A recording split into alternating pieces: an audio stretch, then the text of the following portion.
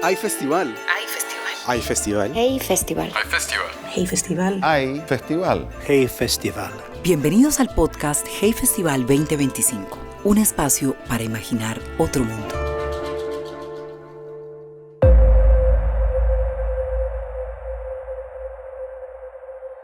Bienvenidos al podcast 2025, la edición especial del podcast del Hay Festival en español que celebramos el 20º aniversario de nuestro festival en Cartagena de Indias. Yo soy Catalina Gómez Ángel. Y yo, Gabriela García. Para celebrar este momento único para nosotros, le pedimos a nuestros seguidores que nos enviaran las preguntas que consideraban eran claves para entender el mundo en que vivimos. Después de un largo ejercicio, nuestro equipo ha seleccionado las 20 preguntas que consideraron más significativas y para responderlas reunimos algunas de las mentes más brillantes y más expertas en cada tema que participaron en la más reciente edición del Festival de Cartagena en enero del 2025. Empecemos, Gabriela. Empecemos entonces. Nataliya Gumenyuk, welcome. Es una conocida periodista ucraniana, autora y documentalista especializada en asuntos exteriores y reportajes sobre conflictos. Es fundadora y directora general del Laboratorio de Periodismo de Interés Público y cofundadora de The Rocketing Project, que documenta los crímenes de guerra durante la invasión rusa a Ucrania. Welcome. Natalia, welcome. Would you give up civil rights for greater security? I think, Catalina, for you, it's very easy to answer this question looking at in your eyes. So, I think the audience might know that you sometimes, or a lot of time you spend in Tehran, in the country where there is no active war, yes? And then we live in Ukraine where there is active war. And like you told me that it's kind of safer sometimes to be in Kiev than in Tehran. And it's also despite the war, despite of the threat of the, bombs or something, I do feel way more safer than I used to be in the time when our country was not democracy, but kind of sliding to authoritarian path.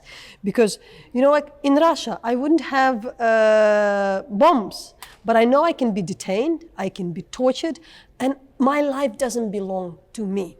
The same in Belarus, the same in the country. I said, Ukraine fought for its democracy, we won. But I remember this very moment in the end of 2014, before the Euromaidan revolution, when I was, working for independent TV station, and I knew there are the chances that the journalist working, it was in Kiev, in my town, that the journalist could be, for instance, kidnapped. Now, since then, we don't have that, at least in the territory which is, defended, we don't have it. So I think civil freedoms, they bring us security. It shouldn't be either or. In fact, you are more secure when you live with your freedoms. That's the real security. Of course, there are natural disasters, there are wars.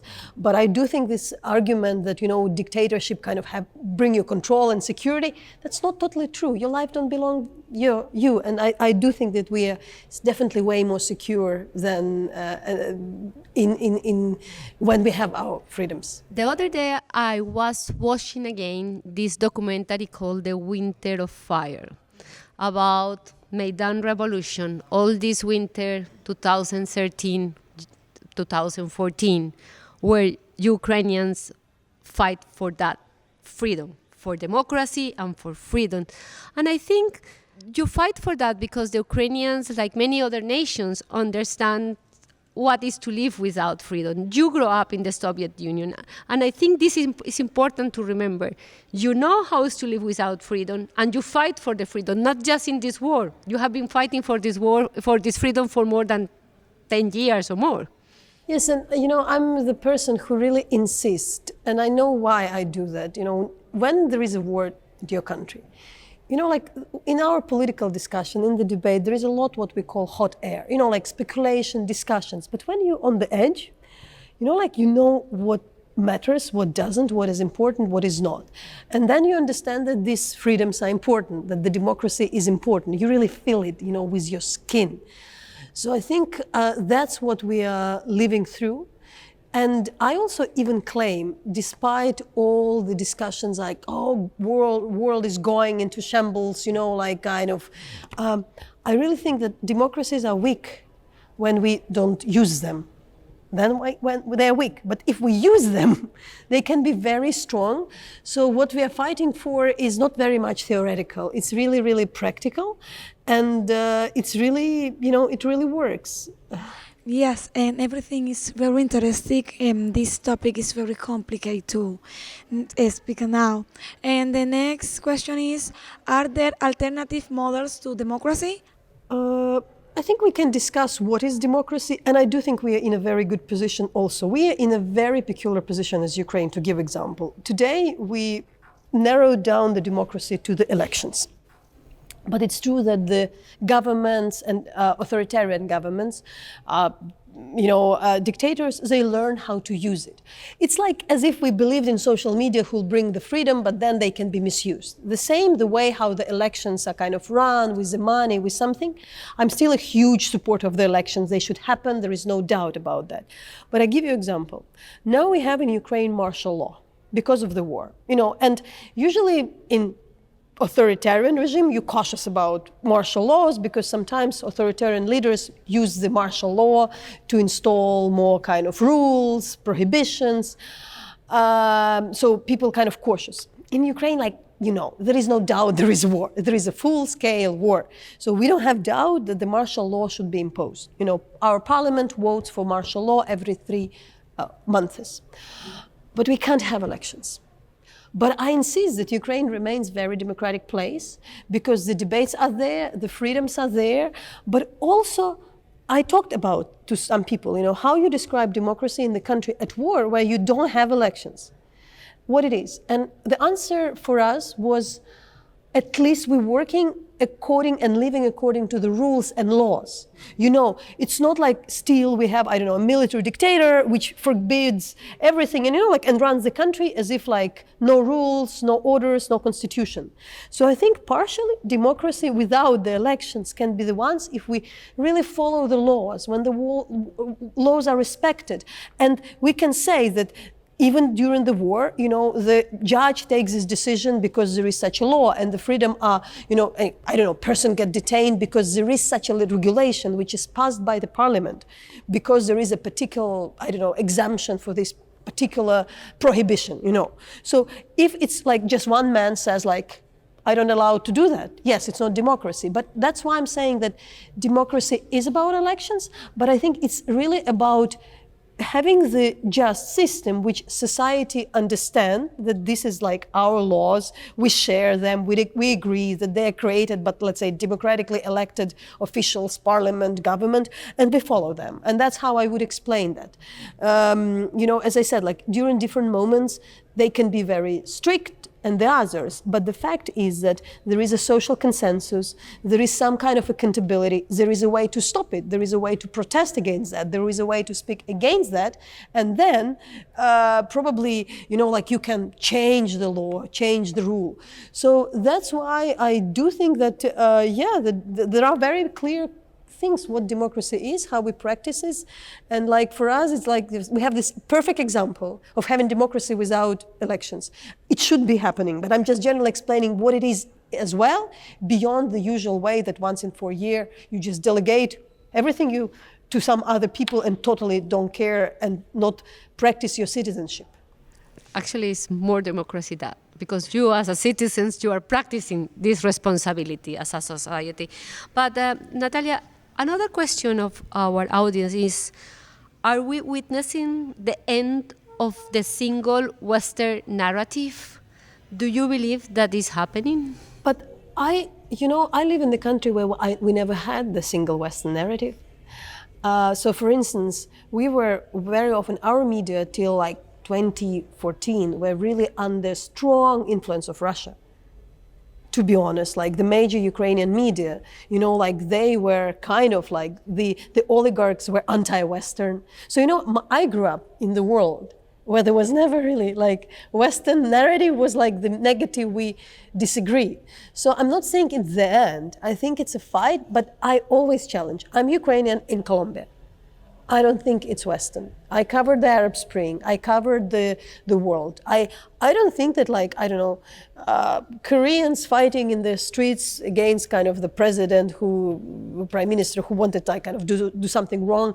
Like, is it Western? No, I think that we just need to stop using some of kind of terms in terms of the freedoms as Western. Whether we speak about the US domination, it's a different thing. Because I don't really understand like what Trump represents today. Is it really the West? Like, is it really something because sometimes he sounds like Xi or like Putin, so what is West in this regard? So I do think it's kind of challenging to use from where I am coming. Like, I really don't understand what you mean by world Western. Very interesting everything. And the next question is about something that is very powerful for us to know what happened in the world, information. The information is very powerful with the people. And the question is, how can we combat misinformation? I think that there is one way, to find your way to be useful to the audience, to find the way to serve your public. Because I think if we just respond and battle misinformation, we're living in somebody else's narrative. We're fighting something which was created by the others, sometimes very powerful forces. So I think the problem is that, of course, in the world of entertainment, in the world of the, like these short videos of everything, you really need to fight for the attention of the people. They can be lost, but I think if you really do your particular work as a journalist, the profession which has very clear set of the rules to check information, to be on the spot, to provide various views, on complex issues. There is a very particular things what this profession does, which social media doesn't do, which disinformation doesn't do, or entertainment don't do. And that is actually, if we speak that much about disinformation today, and if people don't trust media or information that much, probably it also shows that there is a demand for something people kind of can trust. So it's our task today to find the ways.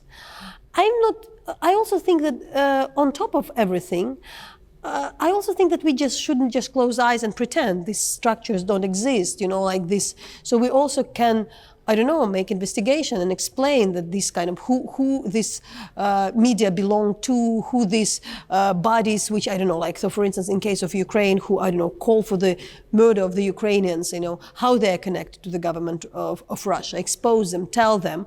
But the priority is first, find the way to the people, and surge the way so they will trust you, they will find you, but you also do something which matters for them, and then they would understand why you are more important or interesting or worthy than that all this kind of buzz around. Again, it's not easy, but I think it's ideas that we can just pretend and do just things that people just would kind of get into that. That's over. But I'm actually not so disappointed by that. I do think that sometimes I can say maybe for my predecessors it was so easy. They kind of were editors of the important paper. Everybody buy this paper this morning and you were powerful. I used to work for the TV station where a while ago, 15, 17 years ago, when I know that 40% of the Ukrainians who watched TV at that day watched our news program. It was very cool. It was I think it's easier. But I also think that we can do more interesting thing today. It's really up to us, but it also requires funding, support. My disappointment is that so many people like to talk about media, disinformation, all kind of things, how it's important, including politicians, government, foundation. But the money is still not there in the news. So the same journalists and editors who come to important conferences speaking about disinformation, how we challenge Elon Musk, they then close down the bureau and don't sign the assignment for a person to go to where the things is happening, which costs a few $1,000s. So I think that there is also a bit of the hypocrisy by the media owners, by the top editors, by the owners of the news who speak how they want to fight Elon Musk and how they are in crisis, but they're really not distributing money for making their people to be on the street, creating the local newsrooms, having the journalists all over the country, in Medellin, in wherever, like for instance, in Colombia, it's such a huge country. So I think the coverage cannot be done from the capital. The coverage can be done without people being on the ground. So I think it's really, there is something we want to also change in this, challenge in this industry before we criticize the others. That's a very good point. And just to finish, there is a question about fiction and the value of the fiction to whole society. But I will add society in war. I know there is a lot of literature that has been written in Ukraine in the last years. For you, what is the most important now, fiction or non-fiction, to hold the society in war? I think at this stage in Ukraine, people want to know facts. But I think to hold the society, yes, fiction matter more because it can be kind of, it can create some kind of something which holds all the things together. And you know why I think also fiction is good? Maybe it would be a very complicated answer. While going here, I was in Peru. And I read this beautiful book by Alonso Coeto, Peruvian writer, The Blue Hour, about the atrocities which were committed in the 90s, also by military, but also by Sendero Luminoso. And in fact, it was a fiction book. It's something I learned about Peru. But I was thinking, why it works, because the main protagonist of the book was kind of a good character, a positive character. He was a positive man. So the story is about atrocities, but the main protagonist is kind of a good guy. And then I also understood that, what you can do in fiction? Fiction still promote the victory of good against evil. Non-fiction, we kind of don't speak about that. We just record the reality. We try to say the good should prevail, the good is better than evil. But the fiction, if you really read most of the books, people follow the characters who are not, assholes. And even if they're horrible, there is something good in them, like even the villains, in order to be the major protagonist, in the end should have some reckoning, and they would be in the end like the good ones. Actually people don't like the books where the evil wins. We don't like in fiction when evil wins, to be honest, as humans. So I think the fiction help us today in this world when we stop to believe in evil, in the good, to kind of believe that good should prevail. And that's why it can hold society at war, the fiction better. That's fantastic. Unfortunately, the time is over. Thank you so much, Nataliya Gumenyuk, for being part of this special edition of the podcast Hay Festival en español. Y gracias, Nataliya Gumenyuk, por esta edición especial del podcast del Hay Festival en español, Imaginemos otro mundo. Thank you. Gracias por acompañarnos. Una producción de Ojo por Ojo Multimedia. Hay Festival 2025. Un espacio para que imaginemos otro mundo.